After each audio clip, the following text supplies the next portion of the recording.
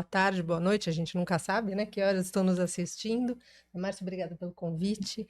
E nós recebemos hoje o Luiz Nassif, que veio especialmente para falar conosco sobre o novo livro, né, Conspiração Lava Jato, mas nós gostaríamos de fazer uma pergunta antes de falar sobre o livro, Vamos porque perguntar o que der, porque o homem é o que sabe tudo no Brasil, né? não podemos perder essa oportunidade, né? Então, foi anunciado que os Estados Unidos vai construir uma embaixada em Brasília com 9 andares subterrâneos. E causa, eu não sei se causa mais espanto o anúncio da embaixada ou o fato das pessoas não estarem assustadas com esse projeto, né? Quando você põe 9 andares subterrâneos, isso é para uma guerra atômica. Pois é. Então, quando você pega a geopolítica americana, aliás, o livro, a geopolítica americana tem um papel central aí, em função do avanço da China e do uso aí de ferramentas geopolíticas, mas, digamos, esse embate, essa maneira como estão forçando a guerra da Ucrânia, como que estão forçando o avanço do Israel sobre a Ásia, sobre o Irã, eles estão contando lá na frente que a maneira do império não cair é a guerra. É um horror. Essa mudança do sul global também, eles vão fortalecer aqui na América do Sul, provavelmente também. Né? Sim, sim. E o Brasil está na mira desde o tempo da Dilma Rousseff, né, com a espionagem. Aliás, se for pegar, digamos, a Conspiração Lava Jato, o livro, esse fator geopolítico ele está desde o primeiro momento. Desde o primeiro momento. Né? Ali são dois fatores que levam ao que nós vimos aí, essa conspiração, que Lava Jato mesmo é só a parte final do livro. A minha intenção lá foi pegar todos os antecedentes e o que você tem são mudanças tectônicas aí que ocorrem na área de tecnologia, provocando uma mudança no sistema de informação. Mesma coisa que acontece nos anos 20, quando surge o rádio, acabando com aquela organização dos jornais. Isso abre espaço para toda espécie de manipulação. Você lembra a Guerra dos Mundos lá atrás? Sim. E o pessoal rezando aqui para disco voador agora, né? É muito similar. E os Estados Unidos, na campanha do Obama, os dois lados, o Partido Democrata e o Partido Republicano, descobrem o poder das redes sociais. O Partido Republicano em cima do Murdoch, né? Murdoch soltando fake news e eles distribuindo nas redes sociais, e o Partido Democrata com os militantes digitais deles. Os dois lados descobrem o poder das redes sociais e os dois lados vêm para o Brasil. Quando teve a votação do Brexit na Europa também, já... Ali foi... Eu tenho um dos capítulos do livro fala do Mercer, que foi o bilionário que montou aí o primeiro sistema que está por trás do Brexit e de outras áreas, né? Então, ali sim, digamos, o início dessa degringolada brasileira, que é uma degringolada que ocorreu aí, a gente estava conversando um pouquinho antes aí, a cada dia que passa você vê um retrocesso. E o início foi quando vem, digamos, essas novas formas de inovação, com dois efeitos aí. Um dos efeitos foi essa desorganização no mercado de informação e o segundo efeito foi o fato de inviabilizar o modelo de negócio da mídia tradicional. Então, mas a mídia tradicional demorou muito para acordar para o problema, né? Aquela pesquisa do Caio Túlio, que não é nada nova, né? Quando ele vai para os Estados Unidos, que ele já mostra que os grandes veículos perdem o controle da distribuição da notícia, né? Isso. Você vê que o Google é dos anos 2000, né? Que é quando quando ele nasce, o Google começa a crescer e a derrocada da grande mídia vai então, em ordem. Mas você tem duas alternativas que os jornais procuram para enfrentar esse problema. Uma, quando você pega o New York Times, Financial Times, assinatura, mas aprimorando, contextualizando os fatos, daí seminários, livros e outras coisas. Né?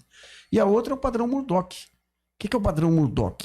Vamos aproveitar que nós somos força política ainda, vamos dominar os partidos políticos, em vez de sermos meros representantes aí, defensores de partidos políticos, nós seremos a verdadeira oposição e com o nosso poder político a gente enfrenta esses novos atores que vêm por aí.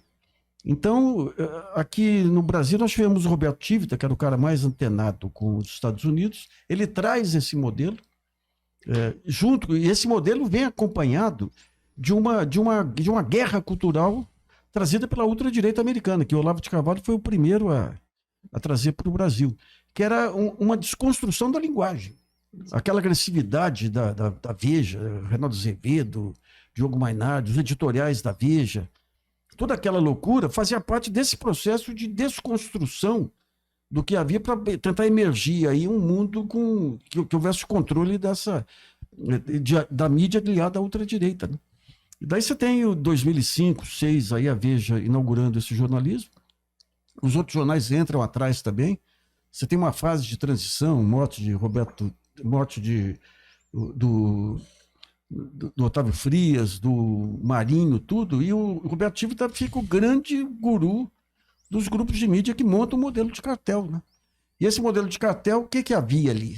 Havia um pacto entre mídia, Supremo e o PSDB, que era o único partido alternativo ao PT. No meio do caminho morre o Covas, morre Montoro, o PSDB perde o rumo, vai para as mãos do Serra, e o PT, o Lula traz o PT para a social-democracia. Então ocupa o espaço do PSDB. Então você começa com um jogo de desgaste que pega todos os anos 2000, aí até o impeachment, né? E antes disso você tem o ponto de partida, porque se você pega a mídia até então, era uns factoides aí que não colavam. Você em meio-dia, meia dúzia de blogs desmontavam. Aquela história que não vai ter Cuba mandando dinheiro para o PT em garrafa de rum, aquelas bobagens que... Quando vem o mensalão, ali você passa a ter o mesmo modelo da CPI da última hora que derrubou o Getúlio. Porque quando vem a CPI da última hora, os getulistas apoiaram. Eles disseram que eles iam comprovar que os outros jornais recebiam mais benefícios que a última hora. Só que a CPI produzia notícias diárias e quem tinha o controle da narrativa eram os jornais.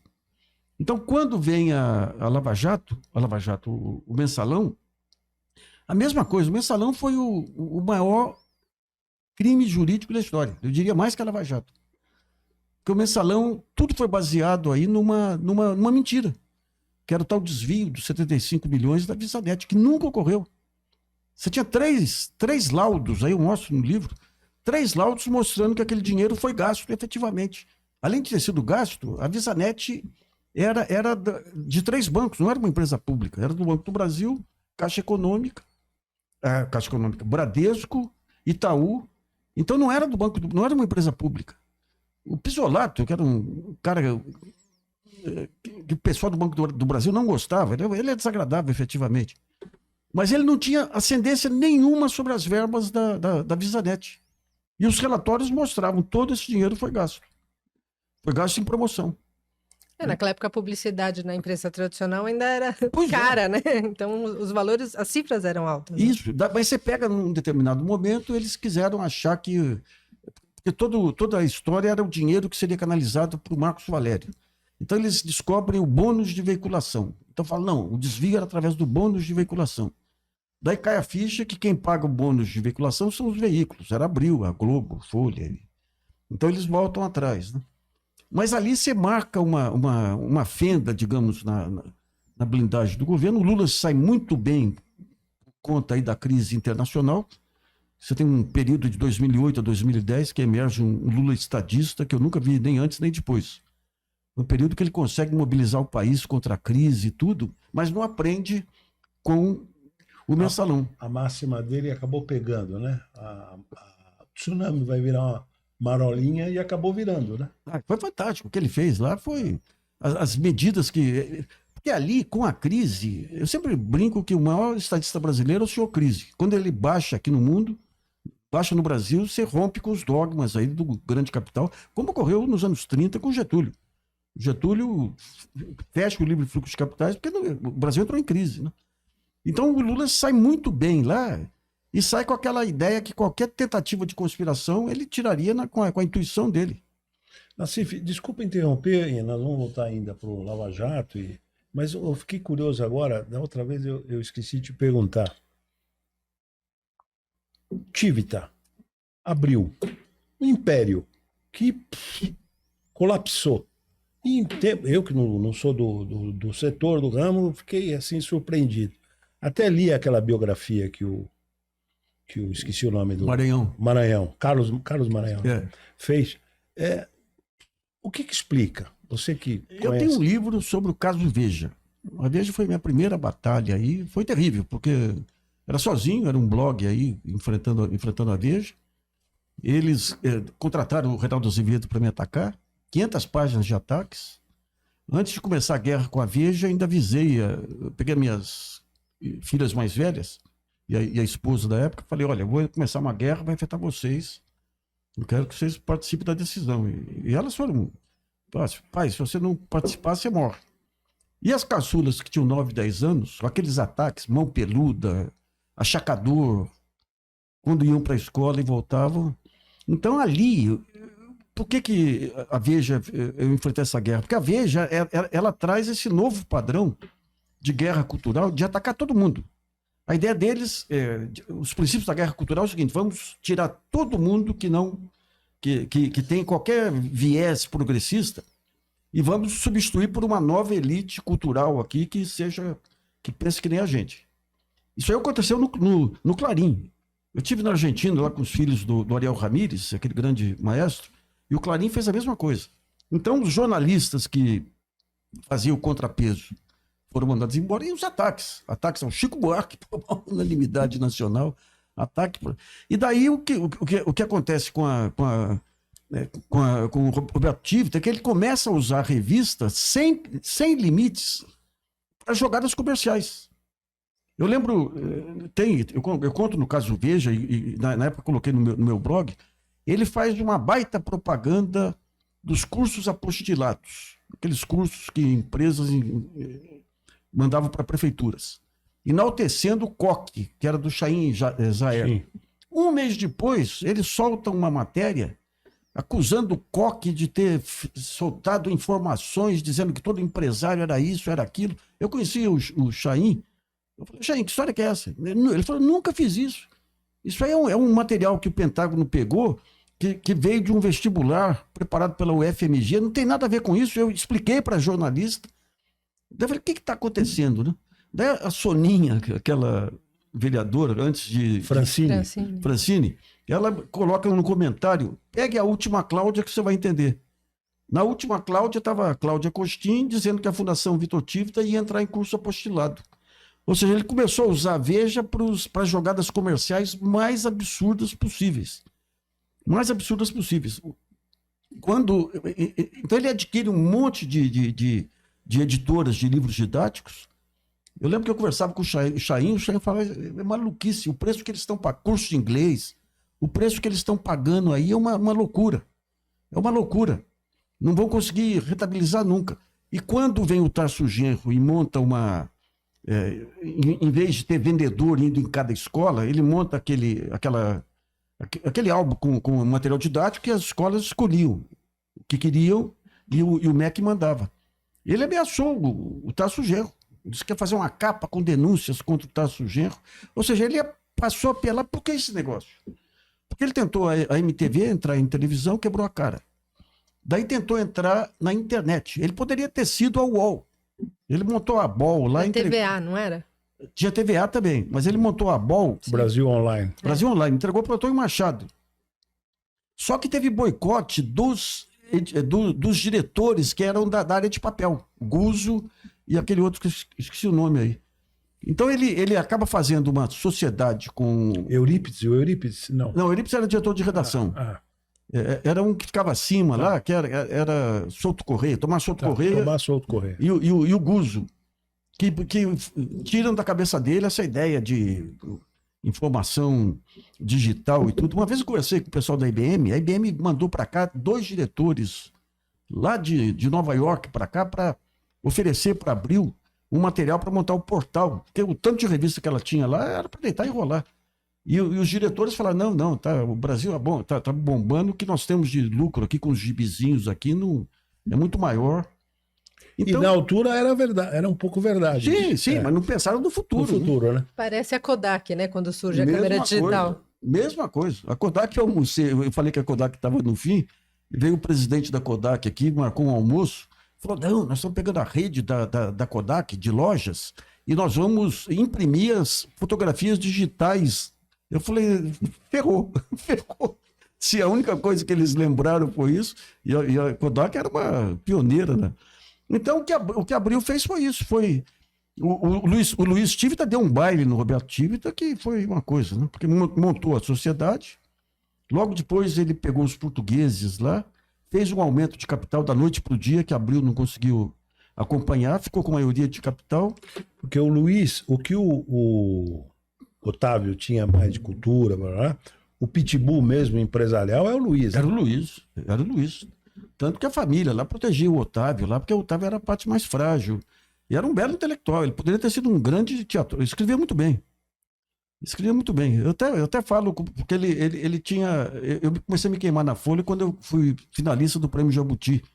E ele declarou internamente, foi finalista do Prêmio Jabuti porque escreve para a Folha. E eu não consigo nada porque eu sou dono da Folha. Eu falei, em parte ele tinha razão, porque tinha um belo texto, sabe? Tinha um belo texto. Aí ele ficou enciumado um pouco. Ele ficou enciumado. Mas o Luiz ali, ele, em pouco tempo, a UOL valia mais que Abril. Daí caiu a ficha do Roberto Tivita, ele saiu dando tiro para todo lado. Esse meu livro eu jogo 20 casos aí de jogadas comerciais dele indecentes. Pegava laboratórios aí que tinha remédio para como é que chama aquela doença do açúcar lá? Para diabetes. E falava, olha, esse remédio é bom para emagrecer, que era proibido publicidade, ele colocava como reportagem. Matérias em sessões lá dizendo que tal remédio tinha que ir para o coquetel anti-AIDS do Ministério da Saúde, umas loucuras. Matéria paga por laboratórios, é? Por laboratório também, mas ele teve de todo lado. Os livros didáticos, aí o que ele fez, ele pegou um sujeito que trabalhou com o Rolim Natan, e depois trabalhou na Oi também, que era um megalomaníaco, que saiu comprando tudo. É quando o Dória vendeu acho que é Casa Cor. Casa Cor. Eu conversei uma vez com o Dória falou, o preço que ele ofereceu para mim não tinha gente, tinha que vender. Sem rumo nenhum, achando que o poder político dele, e a Veja tinha um poder de massacre, um poder de assassinato de reputação. Quando vem a CPI do Cachoeira, aquilo mata a Veja. Porque mostrou que ele fazia parcerias com organizações criminosas para conseguir as manchetes dele e as chantagens dele, né? Então ele liquidou Abril. Eles tentaram, a certa época, passar as revistas para Abril da Argentina, a gente identificou, comecei a denunciar, recuaram, e daí não sobrou nada, né? Fez a operação com o BTG. Agora, hoje a Veja é do BTG, indiretamente. É BTG. BTG. Melhorou a qualidade. Bom. Não, melhorou. Está mais viável. Assim. Voltou a ser uma publicação jornalística normal, né? Mas aí a Veja daquela época tinha 2 milhões de exemplares e um poder de assassinato de reputação. Olha, eu passei todos os anos 90 defendendo, além da parte econômica, defendendo vítimas da mídia. Vítimas da mídia, desde o Bar Bodega, Escola Base, CPI dos precatórios. Quando a Veja, comecei a guerra com a Veja, aqueles ataques, padrão Reinaldo Azevedo da época aí, né? Mão peluda, chacador, chantagista, tudo. Não apareceu uma pessoa das que eu tinha defendido. Era um medo geral. Um medo geral. Daí, quando eu comecei a soltar a série, eles entraram em pânico lá, porque eu estava mostrando os intestinos aí da Abril, mandaram até o Sidney Basile, que era meu amigo, para conversar comigo lá, quis marcar um almoço. Falei, Sidney, eu aceito com uma condição. Metade do almoço você é consultor do Roberto Tivita lá, outra metade somos velhos companheiros, porque você me contar que loucura que é essa. Ele falou, pois é, uma loucura, parceria com Carlinhos Cachoeira e tudo. Mas então, digamos, ali começa, a conspiração começa com esse jornalismo maluco de agressividade que os outros jornais entraram. Você tinha uma demanda por jornalismo de ódio aí que o Globo entrou, até lembra o Nelson Mota, o Ternurinha, até ele praticava jornalismo de ódio na época. Daí, quando vem o Mensalão e começa a mostrar as primeiras fendas aí na armadura, daí você tem um monte de agente oportunista, né? A geopolítica americana vem com tudo para cá. E além de você, que é de dentro, o mundo acadêmico estudou esse fenômeno ou não? Olha, Pouco, né? na época, eu assino aí uma publicação que tem muita tese acadêmica, tem muita Sobre a imprensa nesse período. não tem muita não, mas Tem alguns, tem. tem. Agora já tem uma literatura, né? No campo da comunicação, mais estudando as questões de linguagem e de imagem, tem também, né? É. Porque você foi narrando os fatos. Se você acompanha também as capas da Veja, você vê que ela também foi se transformando, né? Nossa Senhora, aquelas capas Uma lá, o Lula apelação. como Cascavel. E é interessante que eles usam, isso eu conto no livro, eles usam todo o processo de criação de personas. Então, por exemplo, eles investem em duas personas lá. Uma era o Diogo Mainardi, que era aquele jovem. Era um período que você tinha muita startup, e o cinema americano consagrava a figura daquele jovem que entrava, subia na mesa. Então, eles usam isso pro Mainardi. Aliás, tem um filme que mostra uma disputa no mercado de telecomunicações na Espanha, que eles pegam um jornalista cultural, passam um monte de dossiê para ele ficar conhecido, e ele entra no jogo de lobby. Então, e o segundo era o Reinaldo usando todo o ferramental da fascista, né? Que era o chapéu Panamá.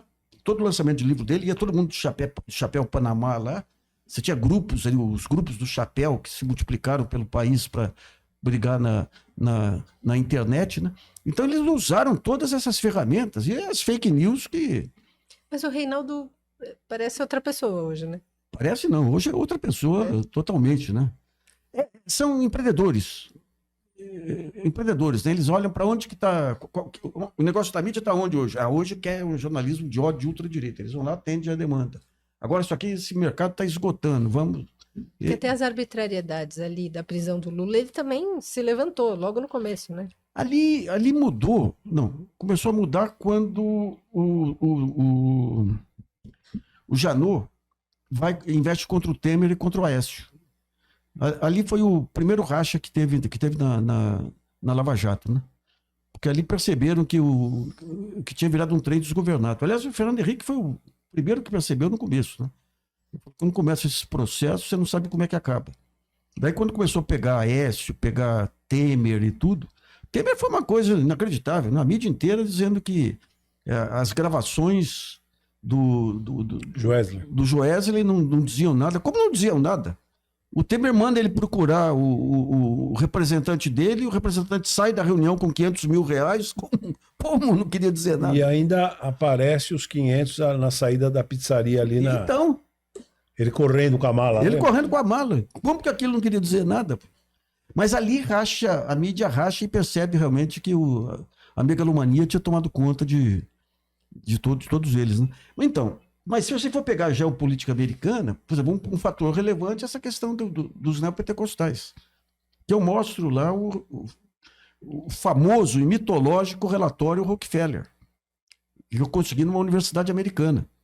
Que o Rockefeller vem para cá e com o radiotransistor, ele fala, poxa, agora a igreja, a teologia da libertação vai poder levar informação para tudo quanto é recanto do Brasil. Ou seja, o cara nos recantos mais recônditos vão saber o que está acontecendo nas cidades. Isso pode ser um fator de subversão e ele sugere para o Departamento de Estado que tinha que substituir a espiritualidade brasileira por algo que fosse de acordo aí com os valores da democracia americana. E daí vem o neopentecostalismo para cá com o negócio do empreendedorismo. Então esse é um outro fator, né? Você pega um outro fator, a parte militar. A parte militar que esse discurso de ultradireita entra pesadamente. E daí tem os capítulos, né? Quando você pega... A morte da Marielle é um capítulo importante lá que mostra evidências lá, muitas evidências de envolvimento dos Bolsonaro. Não digo dando ordem, mas participando daquela trama lá. E mostra como que a negociação em torno da apuração do caso Marielle serviu para o pacto que o Vilas Boas Corrêa foi o grande mentor, entre o Braga Neto, que era o interventor no Rio de Janeiro, e o Bolsonaro. O Braga Neto, logo depois da morte, do assassinato da Marielle, 1 mês, 2 meses depois, ele fala, já estamos chegando nos mandantes, e que se cala, nunca mais fala nada. E daí, se você pega no início, os maiores críticos da GLO eram o Bolsonaro e o Hamilton Mourão, que eles achavam que a GLO era um pacto entre o Vilas Boas e o Temer para poder o Temer sair candidato à eleição sem o Lula. Então eles são os primeiros adversários da GLO. E termina com aquela frase famosa do Vilas Boas, aí, 3 pessoas que salvaram o Brasil: Sérgio Moro, Bolsonaro e Braga Neto. Eu mostro os negócios do Braga Neto com a ultradireita do Haiti. Esse é um outro ponto. Os negócios do Denis, os negócios militares da vacina, os reverendos que surgem aqui, lá fora, lá, negociando vacina e outras mamatas aí, né? Você pega, por exemplo, aquela vacina aí, aquele reverendo de Brasília. O reverendo de Brasília, o diretor do centro dele lá, era um cara de CAC e que deu curso para o pessoal do Haiti de explosivos. Esse sujeito tinha uma empresa de serviços aí que passou a ter grandes contratos com hospitais militares. Daí você vê, o Braga Neto, quando no Rio de Janeiro, tenta fazer uma compra de coletes de uma empresa dos Estados Unidos, que o TCU impediu. Você vai ver, quem que é a empresa? A empresa pertence a um ex-militar venezuelano que fugiu para os Estados Unidos e montou uma empresa de mercenários. E esse empresário venezuelano, ele foi para o Haiti numa viagem bancada por um reverendo, em tudo parecido com esse reverendo de Brasília, e assassinou o presidente do Haiti. Esse cara que vende... E daí quando você entra no portal desse reverendo, igualzinho o reverendo de Brasília. É um portal que tem símbolos do Exército, símbolos da ONU, para dar ideia de que é algo sério e tudo. O sujeito passa por médico. É a mesma trambicagem. São coisas que nós levantamos ao longo desse período e que sumiram no meio do caminho aí, porque a imprensa não entrava, né? Não entrava. Ali era pecado falar da Lava Jato e da conspiração, né? E a qualidade você está falando do Braga Neto, né? E a qualidade do ministério eu estou lembrando aqui chegou a ser reitor do Mackenzie, o ministro da Educação. Nossa, o ministro da Educação. Aliás, a sucessão de nomes no Ministério da Educação é um negócio de chorar no cantinho, né? Nossa, é Ministério da Educação e Saúde, né? Que são... Mas é interessante porque você vê por essas ofensivas quais foram os setores que garantiram os valores civilizatórios aí. É a saúde, SUS, essa estrutura do SUS, a educação, são as universidades, né? Que é onde eles... É o que o Tarcísio está tentando hoje destruir aqui com a rede escolar e tudo aqui, né? Então ali foi... Esse reitor, que depois se envolveu aí com escândalos também, uma vez eu conversando com o sujeito, ele falou, pô, meu pai dá aula de história no Mackenzie e foi pressionado por esse reitor para fazer um livro defendendo o criacionismo. Você sabe que eu sou mackenzista. Sim. Eu estudei lá do pré até o antigamente terceiro colegial, né? Que é uma grande instituição. A minha mãe foi professora lá de língua portuguesa, meu pai estudou lá, a família inteira. E eu lembro, a gente fazia teatrinho, né, de criança pequena e tal, contando a história de criação do Mackenzie, do Mr. Chamberlain, que a primeira classe do Mackenzie tinha um negro, um judeu, um presbiteriano, um católico. Era o único colégio que, de fato, aceitava a diversidade, imagina, né? Há quantos anos atrás. E os professores, né? Porque como eu cresci ali, minha mãe deu aula há muitos anos, ela se aposentou, continuou dando aula. Não existia essa interferência. Pois é. A minha filha se formou em Direito lá também sem... Não, Mackenzie é uma grande instituição. Mas foi se perdendo. Foi se perdendo. Há um caso, precisa verificar, aliás, ele teve aqui no podcast, aquele menino 38, Renato 38, Renato Amoedo, já ouviu falar dele, né? É especialista em Bitcoin e tal. É um sujeito, assim, meio amalucado, mas muito inteligente. Mas ele conta, aliás, está aqui na entrevista dele, que o Mackenzie, ele defendeu, protocolou a tese de doutorado e o Mackenzie retirou retirou a tese dele do banco de teses. E a tese sobre o que era? Eu não lembro agora, mas tá dito no episódio. Quer dizer, houve uma deterioração da qualidade dos princípios, né? O Mackenzie é uma grande universidade. Não é que não existiam os professores que vinham da igreja presbiteriana, mas era um ou outro. Mas eles estavam lá por mérito de sua formação acadêmica. Eu lembro que tinha um professor de física, né, que era muito protestante, mas ele era seríssimo como professor de física, né? E se você olhasse assim, a sala dos professores, era uma minoria. Né? Era só na área administrativa mesmo que você tinha mais. Você pega o Bolsonaro quando começou a querer colocar o Mackenzie com o lítio, um daqueles programas que aí você vê o Mackenzie que faz isso, não é nenhuma universidade federal. E o professor que estava montando tudo isso, aquilo, era aluno de um físico da Universidade Federal de Minas Gerais. Ou seja, não tinha preponderância. Aliás, as universidades públicas são as que mais fazem pesquisa. Né? Mas o Bolsonaro tentou pegar aqui, em função da influência desse ex-ministro aí, o Mackenzie como se fosse o contraponto à USP, o contraponto, que é uma bobagem, né? Uma bobagem. Ambos são universidades e esse envolvimento político aí foi um horror. Eu né? não cheguei a analisar direito aquela figura se eu falar muito superficialmente, do Weintraub. Nossa Senhora. É barra pesada? Barra pesada. Ele e o irmão se meteram contra o pai lá, por questão de dinheiro. De dinheiro ali. Os ataques que ele fazia às universidades aí, que eram antro de maconheiros e tudo. Depois conseguiu uma boca lá fora, nos Estados Unidos, depois se voltou contra Bolsonaro. Ali se pegou. O bolsonarismo é um negócio. Você sabe que tem um episódio na pandemia.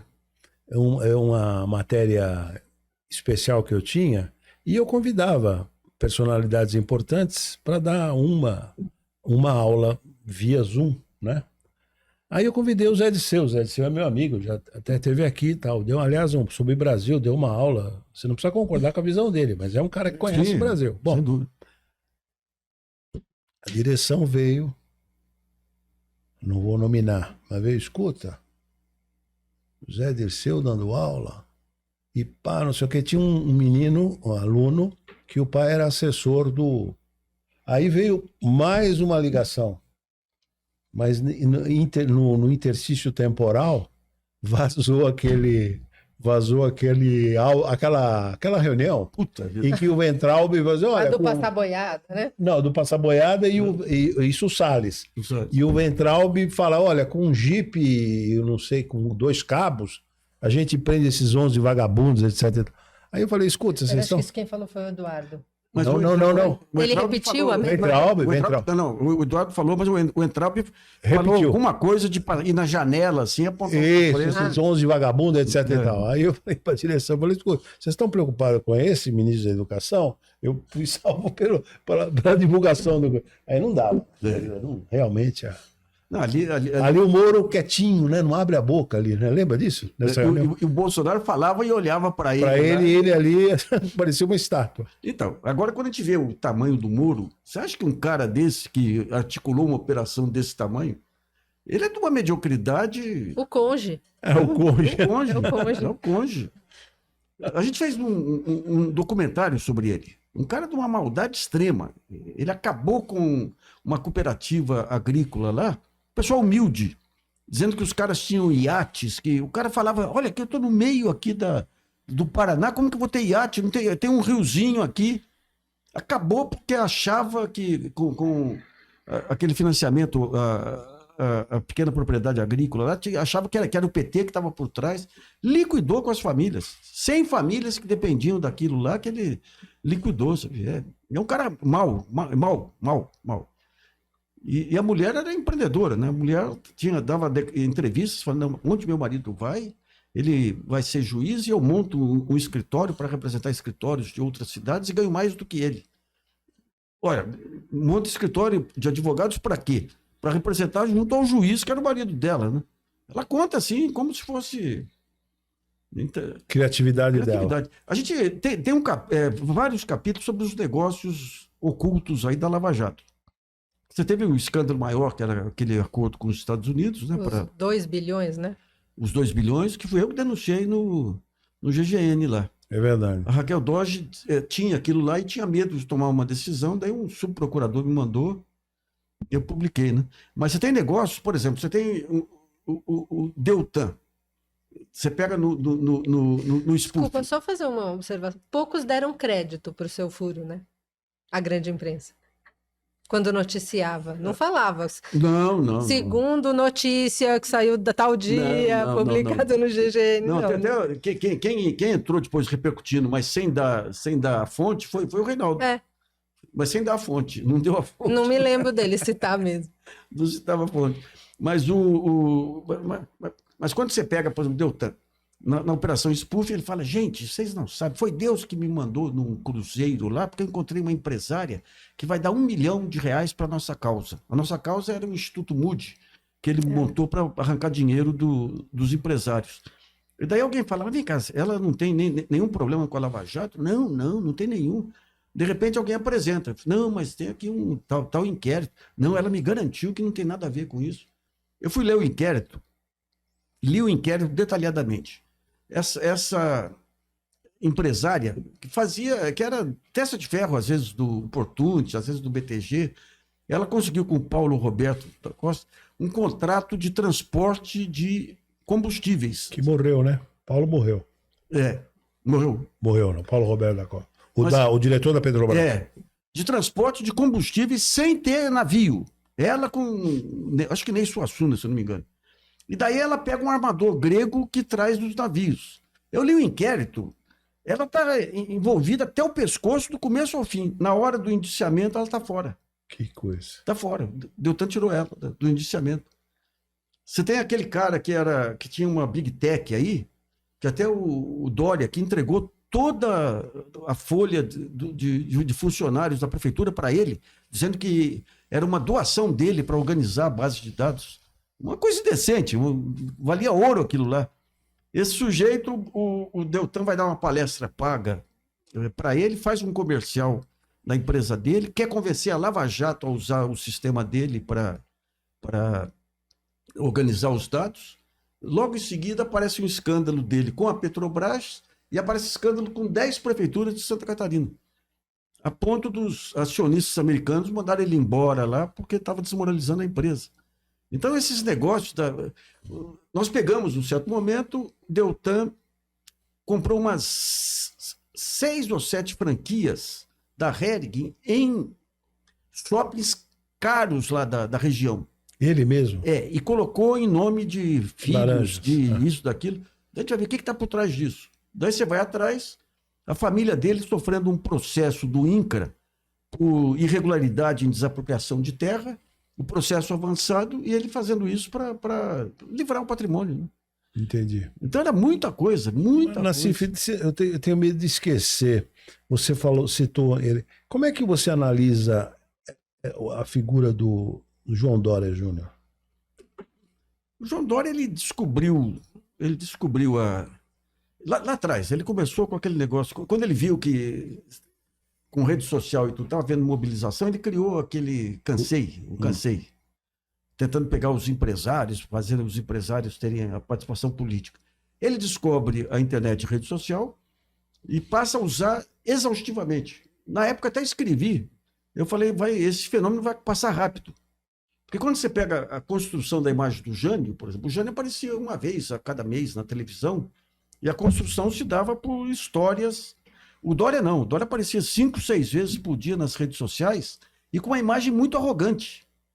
Então, o que ele falou, fez com o Goldman, aquelas flores que ele recebe, joga no chão. Então ele passa uma imagem muito arrogante, tão arrogante que quando ele vem, o caso da vacina, que podia ser o grande momento dele, ninguém aceita mais. Arrogância. E ele passou. Chama o Goldman de velho também? Chamou o Goldman de velho. Então, digamos, ali ele se queima pelo excesso de exposição. E também a prefeitura cá para nós. Né? Você pega esses negócios da prefeitura na época lá, essa Big Tech aí, o cara virou presidente do grupo LIT Tecnologia em Santa Catarina. Esse sujeito que ganhou toda a folha todos os funcionários da prefeitura, a base de dados foi passada para ele, né? Então, e o que ele fazia eram algumas coisas espetaculosas, assim. Por exemplo, ele chega... Não, vamos ser eficientes aqui. Então, as escolas aqui, vamos parar de... As escolas aqui da prefeitura não vão ter mais sala de jogos. Daí você pega um estudo daquele instituto, de uma das herdeiras do Banco Itaú lá, que fez um A estudo... Leca Setúbal. Não, não é Leca, não. Não, É um instituto, ela tem um filho com Down, então montou um instituto para... começou falando contra o consumismo, né? E Isso, depois isso, hoje fala de tudo, né? isso. Já Ela bancou um estudo aí, um documentário sobre... Alana. Alana. Um documentário sobre as melhores pedagogias para crianças e descobriu que os melhores locais eram aqueles que davam uma educação lúdica para as crianças, os jogos e tudo. Mas o Dória vinha aqui, você vê o que ele fez com o muro lá da USP? Em vez de usar o dinheiro lá para construir habitação para estudante pobre, lá ele põe aquele muro lá para... E o muro... Não, por falar em muro, né? Você lembra que você tinha a maior exposição em mural a céu aberto na 23 de maio, e uma das primeiras coisas que ele faz foi pintar tudo de cinza. Não sei se vocês lembram disso. Foi. Aí ele entra no Palácio dos Bandeirantes quando vira governador e também pinta tudo de cinza escuro, preto. Preto. Não, é um horror. E agora hoje... Privatiza o estádio Pacaembu, né? Derruba o tobogã, e assim feito um trator, né? E agora faz a campanha Bolsodória aí, e agora mandou uma carta pedindo desculpa pro Lula. E eu falei, espero que ele tire os processos que ele tem contra as pessoas que defendiam o Lula na época aí, porque processou todo mundo, inclusive eu. Mas como é que você enxerga por que ele se retira da vida política? Porque ele... Você tem um valor na... Será que ele não tem ideia de voltar depois? Não. Você tem um valor na política que vale para toda forma de organização, que é a lealdade. A lealdade é o elemento constitutivo dos partidos políticos. Não é nem a ideologia, é a lealdade. E ele aqui deu facada nas costas do Alckmin para todo lado. Depois tentou tomar conta do PSDB, tentou passar a perna no Aécio, né? Ele se comportava como... Eu assisti uma vez uma reunião da LIDE. Tem uma fortuna de quase 1 bi, né? Você sabe. Ele explorou muito. Não de bem. dólar, mas é dinheiro, né? É muito dinheiro. Tem aviões, tem. Mas ele o que ele fez aí como prefeito, como governador, é isso: é usar o Estado para negócios. Você pega aí, se pegar os negócios da prefeitura e pegar o pessoal do LIDE, por exemplo, esse sujeito que ganhou a base de dados da prefeitura era do LIDE lá em Santa Catarina. Então... Você sabe que eu trabalhei para o seu Fuad Matter, do Grupo Paramount Têxteis, há muitos anos, e estava começando, acho que o primeiro evento do LIDE, que até era poucos convidados, né? Os empresários até queriam ir naquele evento, mas não era ainda para todo mundo. E numa entrevista perguntaram para o seu Fuad o que ele tinha achado do LIDE e tal. E ele falou... Imagina que eu vou num evento que a pessoa fica pitando pra gente, senta, levanta, levanta, nunca mais eu volto num negócio isso. Não, eu recebi uma vez um convite para ir num evento na Bahia, bem no comecinho. E daí eu recebi um outro e-mail dizendo que ia ter uma aula de cursos de boas maneiras. Eu falei, tá maluco? E eu assisti uma vez, que foi um ministro lá, e assim, tratava os empresários como se fosse o bedel de uma escola do ginásio. Se você fosse venal, você podia estar bilionário, né? Hoje. Deu para ganhar muito dinheiro, que eu coloquei tudo em palestras, né? Em palestras que eu coloquei tudo na minha empresa, né? Porque esse campo da vaidade, se você quiser explorar a vaidade é a exploração da vaidade do empresário é a coisa mais rentável que tem aí, sabe? Mais rentável. E ele fez isso, ele começou com um programa na Bandeirantes. E começou com isso. Show business, né? E depois montou essas estruturas de terceirização da LIDE para cá e para lá. E ele fez. É um bom negociante aí. Desculpa aí, esse menino que trouxe a CNN, esqueci o nome dele. Douglas Tavolaro. Tavolaro. E agora essa nova... NBC, né? Como é que você conhece? Como é que você analisa? Eu conheço o trabalho dele no R7, que foi muito bem feito. E a CNN inicial foi um show, hein? Ele foi atrás de um conjunto de jornalistas que eram setoristas lá em Brasília. E os setoristas, os jornais jogam, não dão o destaque que merecem, são os que têm mais informação. E ele montou um time pesado. Depois vendeu a parte dele, tá vindo. É um cara que Por conhece. que, passado um ano, essa resposta eu não tenho para essa pergunta. Ele põe o Rubens Menin de sócio, não é isso? Majoritário até, né? É. E passa um ano, deu certo a CNN. E por que ele sai? A informação é que a estrutura ficou cara, o Menin queria interferir também. O Menin virou banqueiro também, né? Sim. Queria interferir Dono também. de clube, inclusive. É, também. E daí o Menin traz aquele cara que, aliás, trabalhou com a Zélia lá, né? Que era o atual sócio, né? Que deu uma enxugada pesada na CNN. O Tavolaro não gostou. Não, o Tavolaro tinha saído antes. Ah, tá. Eu acho que quando o Menin resolveu dar uma enquadrada em custo e tudo, aí o Tavolaro percebeu que era hora. Saiu bem, tanto que ele volta acionista aí da CNBC, né? Mas eu não conheço pessoalmente não, mas o trabalho que ele fez no R7 e na CNN o credenciam como um cara que conhece o métier. E é um cara que chega a fazer a biografia do Edir Macedo. Você sabe que ele fez a biografia? Ele? Eu não sabia. É ele. Pelo menos o livro 2 é Tavolaro, tá lá. Ah, tá. É porque o R7 é da Record. Hã? O R7 é da Record. Pois é. Mas eu achei interessante, quer dizer, inusitado, né? Quer dizer, Chegou a ser o segundo maior portal, né? O primeiro até em foi. E você vê, a Record conseguiu montar o único modelo que compete com a Globo aí, né? O SBT é um fenômeno, porque o SBT, até outro dia eu contei num artigo aí que eu fui procurado pelo Sebastião, esqueci o nome dele, que era o diretor-geral do Grupo Silvio Santos. Eu estava na Bandeirantes, na Folha, e falou, olha, eu queria te contratar, eu vou te passar o planejamento das 5 empresas do Silvio Santos, era a Vimave, o hotel, para você fazer vai ter um encontro de todos os diretores, você montar uma estratégia para a gente.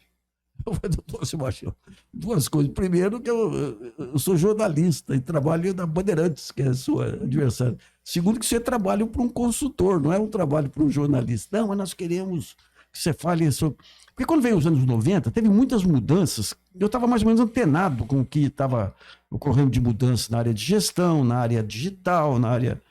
Mas, evidente, isso aí é um trabalho para uma consultoria, né? Não, o que nós queremos saber aqui, como que a gente desenvolve uma linguagem para convencer o Silvio Santos a entrar no novo mundo aí. Daí convenceram o Silvio Santos, que tentou montar um portal, quebrou a cara, tentou vender equipamento, quebrou a cara. O Silvio Santos era o baú mesmo que funcionava lá também, né? Mas essa coisa do digital, você foi um dos que percebeu primeiro, né? Eu fui descobrir o digital o ano passado.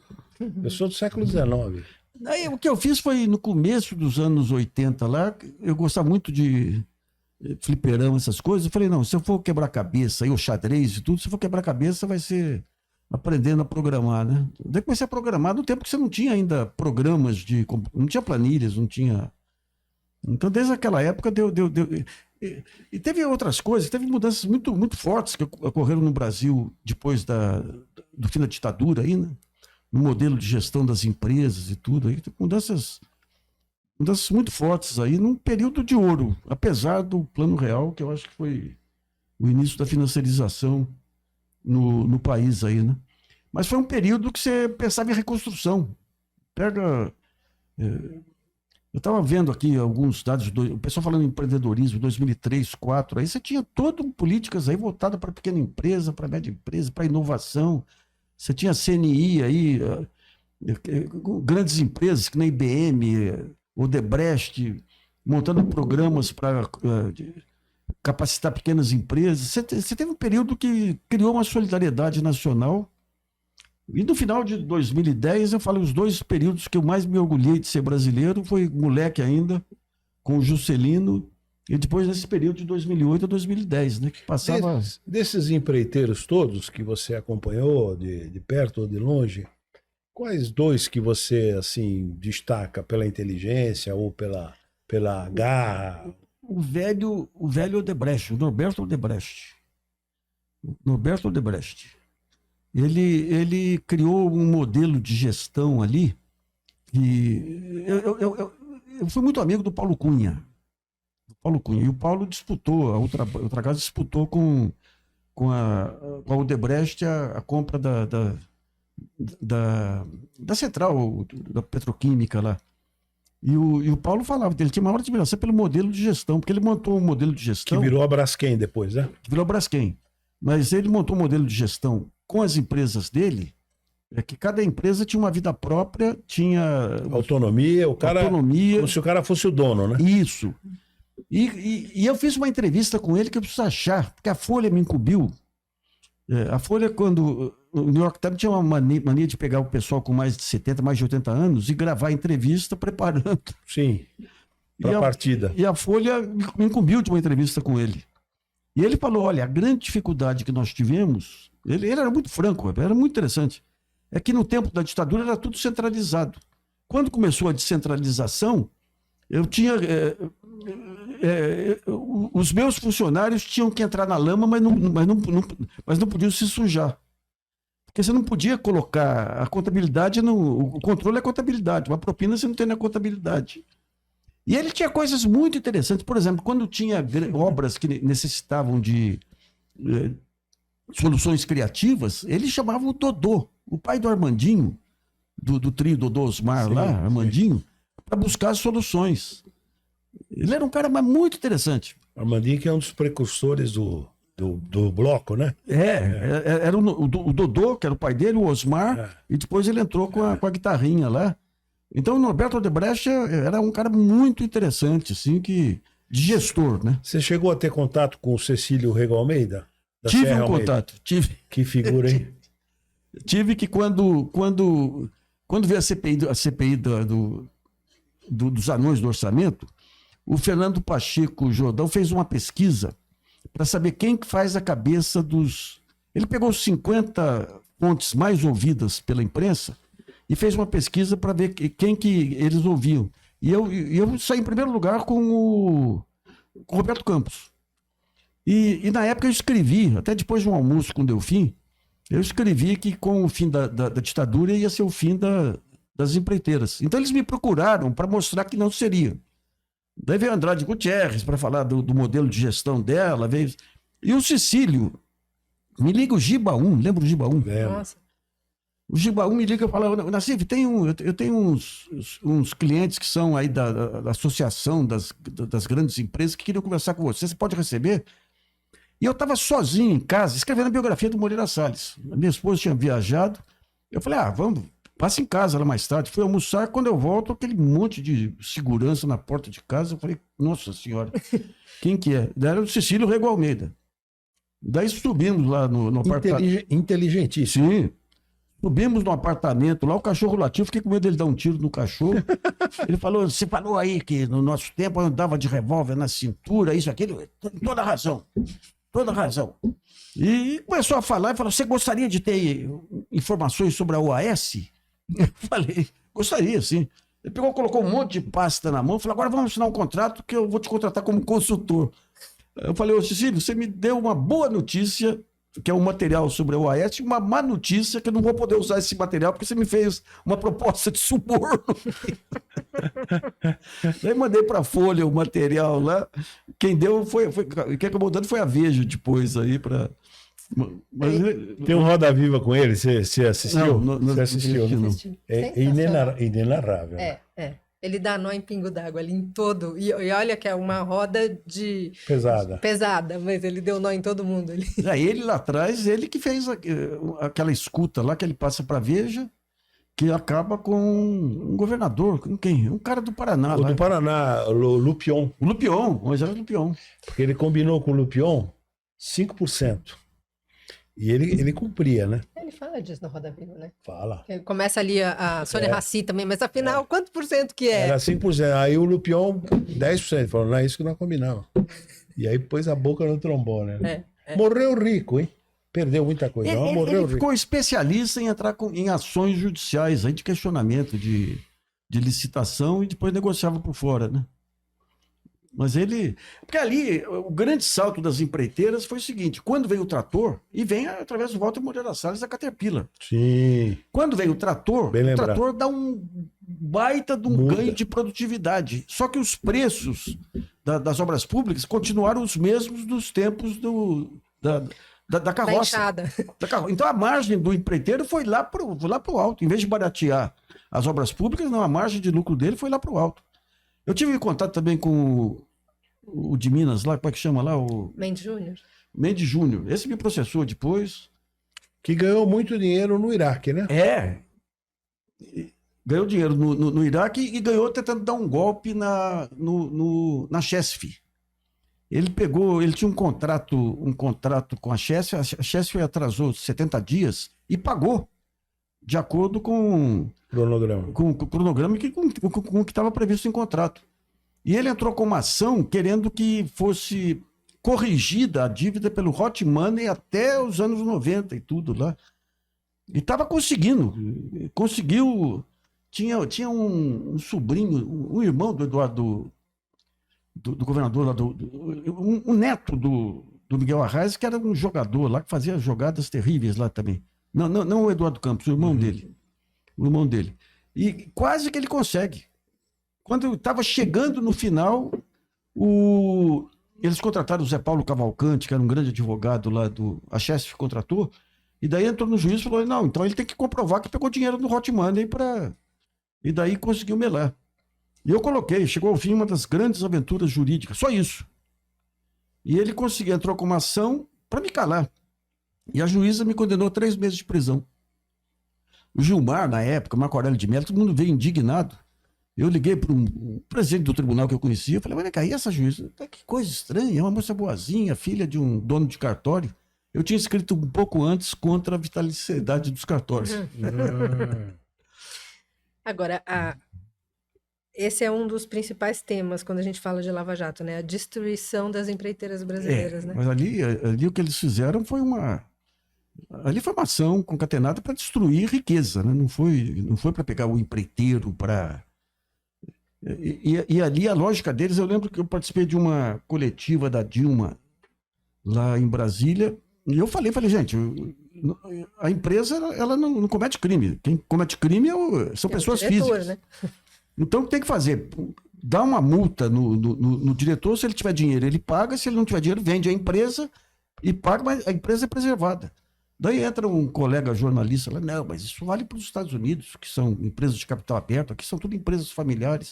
Ô fulano, empresa familiar não pode ser vendida?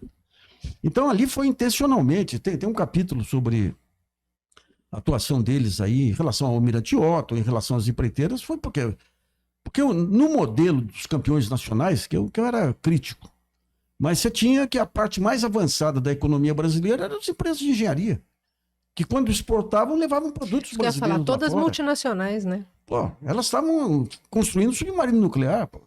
A Odebrecht ganhava licitações lá fora. Era o único setor de empreiteiras que impedia o controle chinês sobre a África. E eles acabaram, liquidaram. A intenção foi liquidar as empresas efetivamente. Foi uma ação geopolítica mesmo. E um outro aspecto que eu abordo no livro é a maneira como o Departamento de Estado cooptava procuradores, advogados e ministros. Como que era? Primeiro dava força para eles passando informação. Espionagem industrial, espionagem digital feita pela DHS.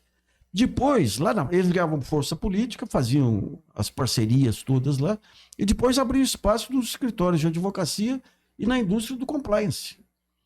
Você pegava, na época, as 3 maiores empresas brasileiras sob intervenção de escritórios de advocacia americanos ligados ao Departamento de Estado. Petrobras, Embraer e Eletrobras.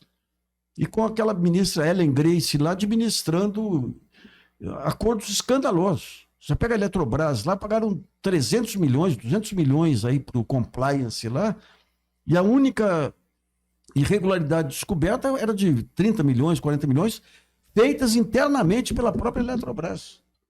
Então, digamos, e daí quando você pega aquele Antônio Fernando lá, Ele sai da Lava Jato e vai trabalhar em compliance.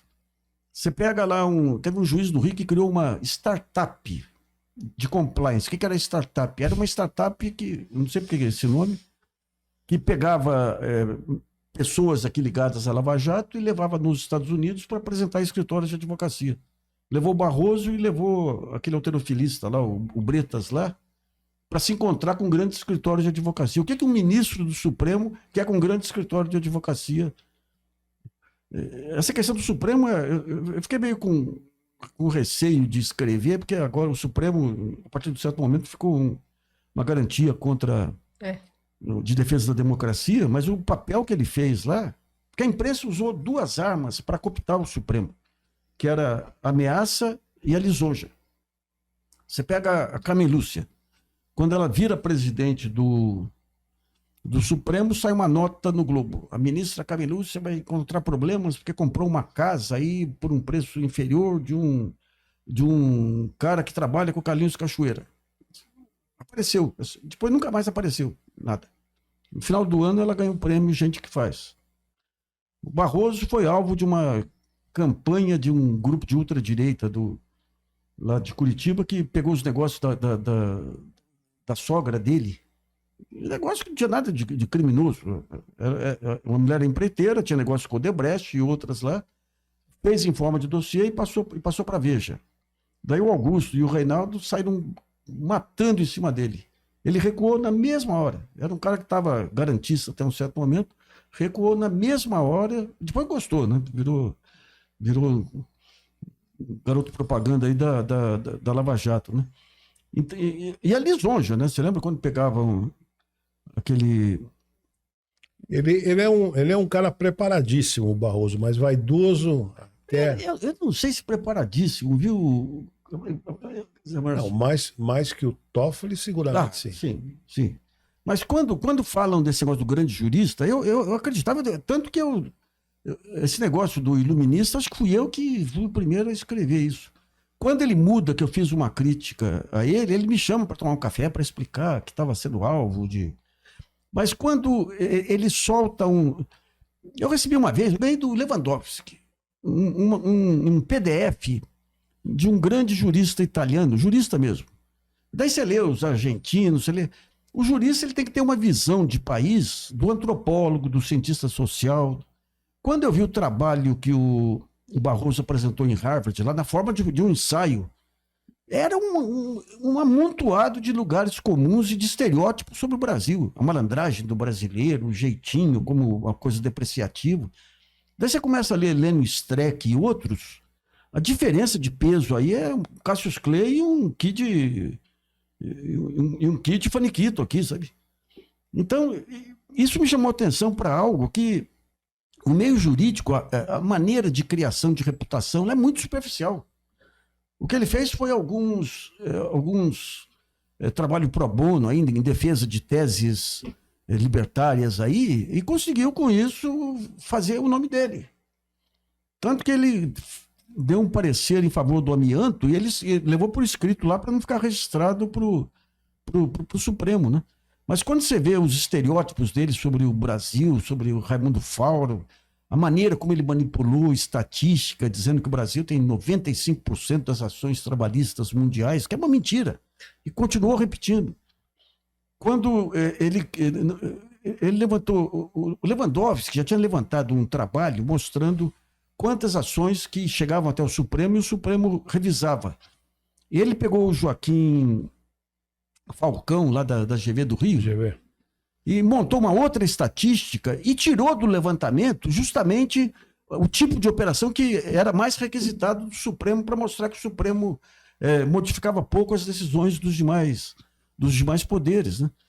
E daí, quando ele começa a ganhar influência sobre os juízes, daí a vaidade era o mais influente formador de opinião do judiciário. E daí, com a Lava Jato, ali ele roda a baiana demais, né? Ali foi demais. Três caras no Supremo que você respeita, assim, admira, respeita, ou fala, não, esse cara... Claro, defeitos todos têm, mas digo, esses três caras eu respeito. Bom, Flávio Dino tá aí, né? Flávio O Dino. Lewandowski o que o Lewandowski enfrentou de pressão não está no gibi, sabe? Não está no gibi. Tem muita gente que critica o fato dele ter presidido a Câmara no impeachment, mas ele foi um cara que nunca tergiversou, né? E um sujeito que eu tenho uma relação de amor e ódio, eu admiro como a musculatura dele, a visão política dele, e sou um crítico dos abusos dele, é o Gilmar, né? É o Gilmar. O Gilmar, ele me processou, abriu 3 processos contra mim aí e o Gilmar, eu conto no livro que ele estava preparado para o impeachment na prestação de contas da Dilma. Na prestação de contas da Dilma. Nós ficamos um mês aí batendo, mostrando o que ele estava aprontando. E no último momento ele mudou o voto dele por 4-3, a Dilma não foi cassada na prestação de contas, mas ficou com a espada de Damocles sobre o pescoço dela, sabe? O Gilmar, ele tem uma estrategista fantástica, que é a esposa dele, a Guiomar, né? Agora, os abusos dele são do mesmo tamanho da coragem. Não, e o Alexandre Moraes agora, eu sempre fui muito crítico do Alexandre Moraes, mas a coragem física dele de enfrentar esse negócio todo é admirável, né? É impressionante. Quando o Toffoli abriu aí esse inquérito do fim do mundo, ele me procurou em São Paulo, aqui eu fui até o apartamento dele aí para explicar a lógica lá. Eles já sabiam que tinha uma conspiração pela frente e entregou para o Alexandre, porque o Alexandre tinha conhecimentos foi secretário de segurança, trouxe policiais da confiança dele, né? Mas o que ele fez aí, porque eram ameaças contra ele, contra filhos, contra a esposa. Foi um trabalho histórico, com todas as ressalvas que eu tenho ao passado dele aí, sabe? Você devia fazer um livro sobre o Supremo. Você tem muita... Tem um livro muito interessante que saiu do rapaz lá daquele Jota. Tem um livro muito interessante. Tem coisas sobre a Carmen Lúcia, inclusive. A Carmen Lúcia, as frases da Carmen Lúcia... Tem um capítulo no livro que fala que ela contratou um frasista. Era um sujeito que tem um blog de frases para cada ocasião. E ela contratou como consultor. Cala a boca já morreu. Cala a boca já morreu. Você pega aquele outro que foi presidente do Supremo, poeta lá, Foi presidente do Supremo? Do Supremo? Ai, tô vendo o rosto dele aqui. É o poeta... Aires Brito. Aires Brito. Isso é um grande cara, hein? O Aires Brito. Não é? Não. Eu não acho, não. Viu? Não? Eu não acho, não. Aquelas poesias dele lá que... Não um grande poeta. Não foi um bom ministro do Supremo, não? Não. Eu não tenho expertise. Quando fala de chantagem, assim que ele assumiu a presidência do Supremo, saiu uma denúncia contra um genro dele, que ia ter uma votação em cima de um ex-governador lá do Distrito Federal, e o genro, e ele sempre votava contra todo mundo que estava implicado naquela lei,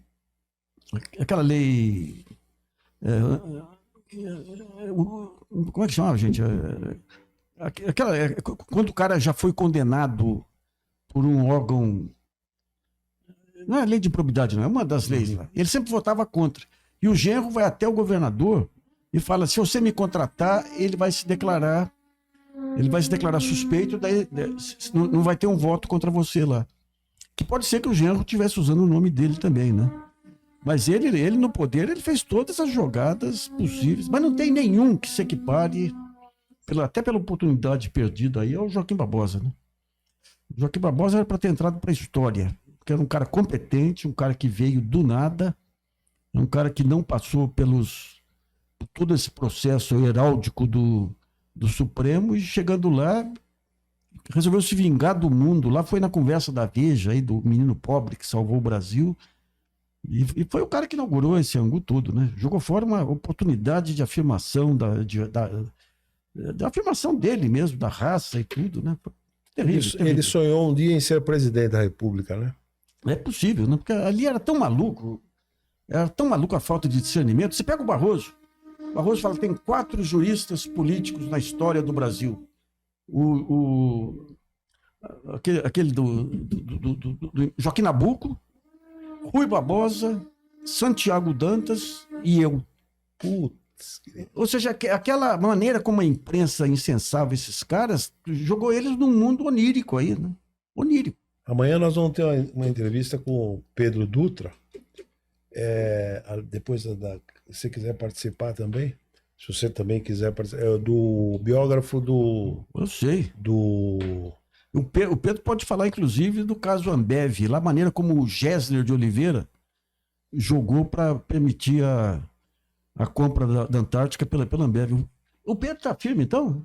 Tá vem amanhã, que tá previsto para vir amanhã. Se não... você quiser participar, que é uma roda do balancê. E ele vai falar do Santiago Dantas, né? Sim. Ele é o biógrafo. Sim, né? sim. Não, a gente trocou Grande. muita figurinha lá, porque o Santiago Dantas foi o braço direito aí do Dr. Walter durante muito tempo, né? O Santiago e o Zé Luiz Bulhões Pedreira, né? Aqueles caras que... O Santiago ganhou muito dinheiro, né? Morreu rico, né? Então, o Dr. Walter dizia que ele se deslumbrou um pouco, né? Mas ganhou dinheiro com o Walter Moreira Salles no Unibanco. Depois ele quis ser dono de jornal. Mas tem um episódio muito interessante que o Santiago e o Afonso Arindos, ou seja, um janguista, o outro da banda de música da UDN, eles trocam uma correspondência onde eles tentam colocar um pouco de raciocínio na elite carioca da época. E não consegue, né? Não consegue. Tanto que você parte aí para a ditadura. Nassif, deixa eu... temos quanto tempo? 5. Eu não queria perder a oportunidade da tua avaliação. Você conhece todo mundo e os empresários. Os irmãos Joesley e Wesley. Impressionante, né? Impressionante, né? É Como é que você analisa essas... Eles começaram com... O pai tinha um açougue, né? O açougue ele conseguiu fornecer para Brasília, para algumas obras. Eles fazem parte de uma geração que conseguiu sobreviver e enriquecer nos anos 90 por conta daquela política econômica maluca. Aquela taxa de juros do jeito que estava, aquele câmbio do jeito que estava. Só o pessoal da Zona Cinzenta que conseguiu crescer. Tanto que você tem a Gol, surge naquela época aí das empresas de ônibus, e os frigoríficos, todos eles têm um crescimento porque era a Zona Cinzenta. Agora, eles revelaram aí um pique empreendedor que eu nunca vi coisa igual. E uma coragem que é impressionante. Impressionante. Eles compraram uma empresa, eu tinha uma amiga aí que compraram uma empresa de cosmético. O que eles faziam? Escolhiam os melhores executivos, colocavam e davam participação. Mas conseguiram aí montar. E eles tinham uma metodologia para matar o boi. From Goiás. From Goiás. Apelidado de Frog. Ele até não sabia, o Wesley, que tocou a gestão lá nos Estados Unidos, nem sabia inglês na época. Hoje ele já fala bem. E era a Frog. O que é? From Goiás. Como é que cortava, maximizar o corte do boi, não é isso? Isso. Frog. Porque se você pegar lá atrás, você teve umas tentativas. Você lembra Swift? Eu não lembro quem que tentou comprar Swift, aí quebrou a cara também. Mas eles não, eles com essa metodologia deles, tudo aí. Agora tá pegando mal essa coisa com os asiáticos, né? Eles têm que entrar num acordo. Aliás, contrataram o Dória. Não, os asiáticos que contrataram. Os asiáticos, acho que agora sai, então. Mas eles têm uma ligação muito problemática com o ministro de Minas e Energia, né? Ali se alguém quiser fazer uma lava-jato lá na frente, aí esse ministro de Minas e Energia aí que não tem limite para conhecer da política do gás aí. Então, mas eles... Que é um ministro muito forte, né? Estranha essa força dele. Sabe por quê? Se você pega... quando você pega o Congresso, o único setor que fazia contraponto ao mercado era o setor de empreiteiras. Por isso que também foram alvo disso, que dava base de sustentação para o Lula. E a JF, de certa maneira, representa o setor produtivo aí como uma alternativa. E ele continua... É provável, é a influência política dele que faz com que esse ministro de Minas e Energia faça essas jogadas todas aí, né? Então, mas são atrevidos, o que montaram uma das maiores empresas, e você vê, a Lava Jato montou todo um sistema para tirar tirar eles daqui e levar para ficar sob jugo americano. Então, o mercado de proteínas no mundo está nos Estados Unidos hoje, que é a empresa deles, né? E você sabe quanto eles contratam? Quantos funcionários ao redor do mundo? Sabe, não? Não, 290 mil. que loucura, hein? 290 mil. Agora são, Folha de pagamento. são fenômenos. Isso aí Impressionante. São estupidamente inteligentes, né? São. Não tem cultura, mas é impressionante. São. Regina, Temos que encerrar, né? você ainda quiser fazer a última pergunta? Eu queria fazer uma Eu quero, outra. antes de você encerrar, agradecer que você me ajudou, porque enfrentar essa fera aqui precisava... Imagina, é uma honra estar aqui com os A dois. honra foi minha aí, gente. Eu queria a opinião do Nassif. Você acha que o É a última, viu, Lu? Bolsonaro vai ser condenado? Você acha que o processo dele caminha? Ah, caminha. Excelente pergunta. E aí, se você puder, além disso, como é que você enxerga quem leva em 2026? Você tem uma aposta aí, porque a direita, veja bem, a direita ela não tem um corpo concatenado de ideologia. A direita aqui é uma mistureba desse antiestatismo da ultradireita americana, do ultraliberalismo da Faria Lima e das milícias aí, Então, e dos negócios com o Estado, né? Então, isso aí não vai... Então, como não tem, digamos, o guru orientador, o Freud já dizia lá atrás, que quando ocorrem esses fenômenos, quem ganha a liderança é aquele que mostra a maior força. Isso mostra porque que, orientado pelo Steve Bannon, o Bolsonaro vivia metralhando, simulando metralhador aí, né? Mas quando ele mostra fraqueza, tende a ser substituído. Então você tem dois candidatos aí. Você tem um que eu acho que vai ser barrado antes, que é o Marçal. E você tem o Tarcísio de Freitas, que é o pior deles, né? O Tarcísio não tem limite para negócios, não tem limite para destruição do Estado. Eu tenho um capítulo inteiro sobre os negócios dele aí, no DENIT, né?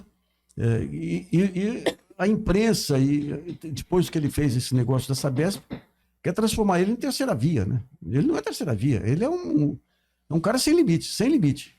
E esse crime eleitoral aí do dia da votação do segundo turno vai ficar por isso mesmo, né? Eu acho que se fosse um país normal aqui, ele estava empichado, né? Mas, dado aí o jogo de forças que tem aí, é muito difícil que ele seja, né? Sabe um nome que a turma não fala, mas se movimenta e em diversos segmentos? Aldo Rebelo. Eu não gosto do Aldo, viu? Mas se movimenta. o Aldo é um nome, Sim. não digo para encabeçar, mas até para ser vice-presidente de algum deles aí. O Aldo é um sujeito que descobriu, ele tem um know-how de construir ideologia e Inteligentíssimo. Sim, e descobriu que a direita não tinha ideologia.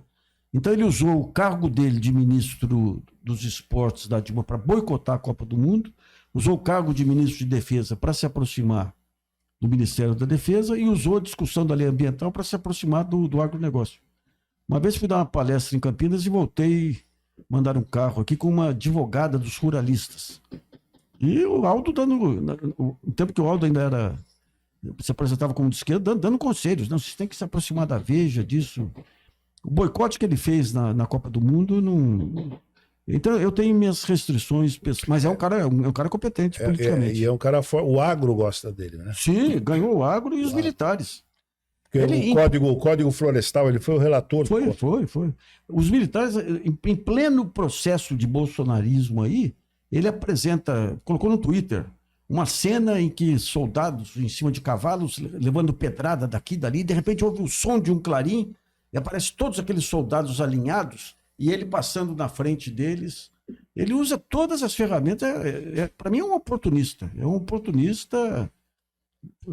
Agora, uma coisa que tem que destacar é que o Temer gosta dele, o Zé Dirceu gosta dele, o Lula também não, o Tarcísio, o Nunes, entendeu? Ele é um...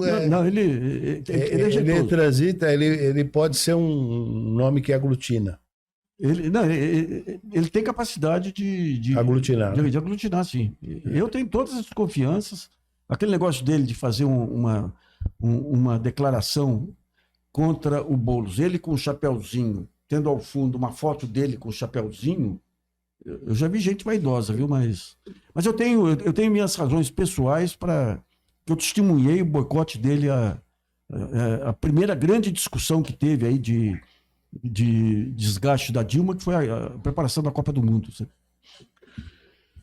Obrigado. Obrigado, Regina. Obrigado, Nassif. Obrigado E a você, pra gente. voltar, você precisa voltar aqui, porque Não, marcamos aí. a nossa a qualidade do podcast aumenta muito. Não, eu que com a tua agradeço. presença.